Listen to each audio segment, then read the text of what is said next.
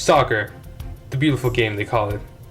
Canada's most popular youth sport among girls, yet still the country lacks a professional women's league. Talking to John Pugh, president of the Ottawa Fury FC Club, shed light on their challenges when it comes to establishing a women's league in Canada. It's hard to know. I mean, there's been a lot of changes in the last 5 years. What we need to do in North America in particular is to establish a viable, stable women's professional league, and that hasn't happened in the past.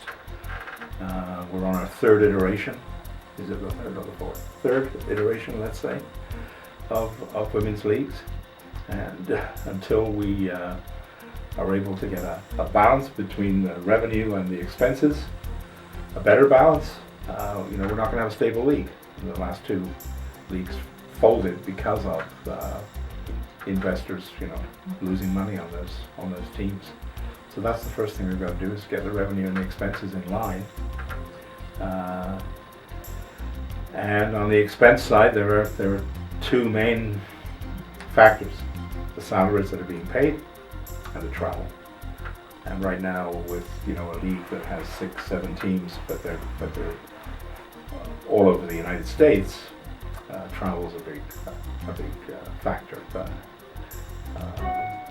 so we've got a team in Seattle, we've got a team in Portland, but we've got a team in Boston, a team in New Jersey. It's a long way to fly, and quite a lot of expense. University of Ottawa third-year midfielder Julia Frankie echoes Pugh's sentiments and doesn't see soccer as a viable career path.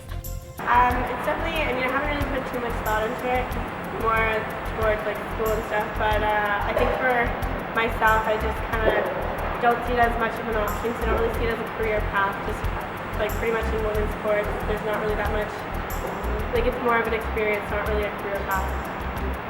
One strong point of the Canadian women's game comes from the national team. John Pugh says we've hired a top 5 worldwide coach, and the results show an Olympic bronze medal and possibly better development. Well, probably the best thing that ever happened to Canada in recent years is the signing of John Herdman as the national team coach.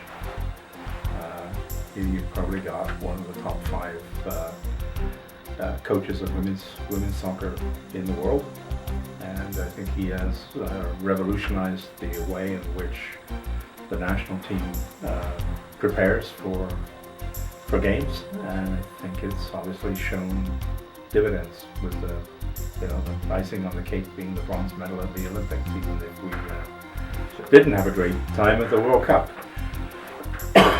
So I think that has been taken now to another level, because we realize that yes, we've got a group of girls here that is of high caliber, but can we see a constant pipeline of girls that are going to come in at that level?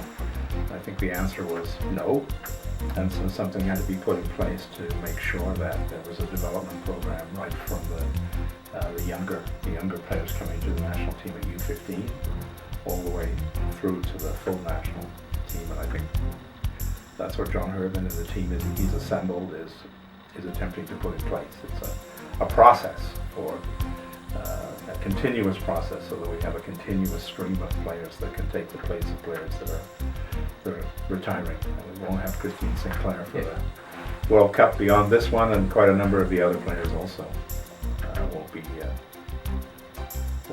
continuing after the World Cup. Now the attention turns to the 2015 FIFA Women's World Cup taking place right here in Canada. The hope? Drawing the same level of buzz that came from the national team's bronze medal win. For the Algonquin Times, I'm Anthony Joseph.